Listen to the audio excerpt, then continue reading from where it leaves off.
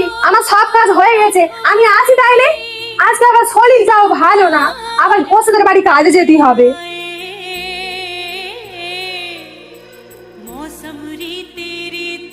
জ্বরে তো তোর গা পুড়ে যাচ্ছে, তুই এখানে চুপ করে বস, আমি আসছি। এই দুধটা তাড়াতাড়ি খেয়ে নে।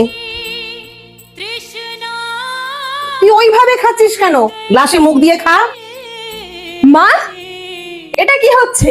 ও এই নোংরা শাড়িটা পরে সোফায় কেন বসে? হাতে আবার দুধের গ্লাস।